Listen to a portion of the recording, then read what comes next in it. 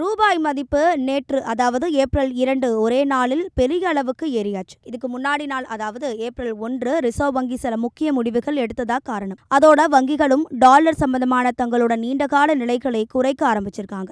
2 நாள் கழிச்சு நாணய வர்த்தகம் மீண்டும் தொடங்கினப்போ ரூபாய் டாலருக்கு நிகரா 1.8% உயர்ந்து 93.17 உயர்ந்திருக்கு.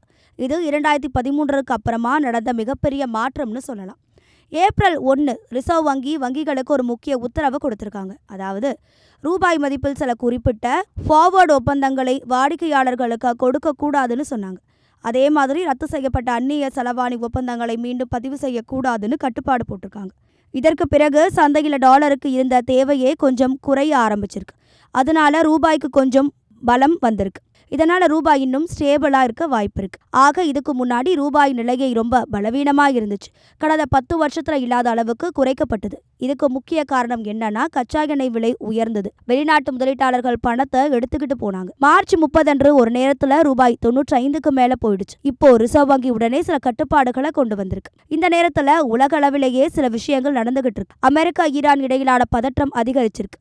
அமெரிக்க அதிபர் ட்ரம்ப் கூட இன்னும் சில வாரங்கள்ல ஈரான் மேல கடுமையான தாக்குதல்கள் நடத்தலாம்னு சொல்றாரு. இந்த பதற்றத்தினால கச்சா எண்ணெய் விலையும் உயர்ந்திருக்கு.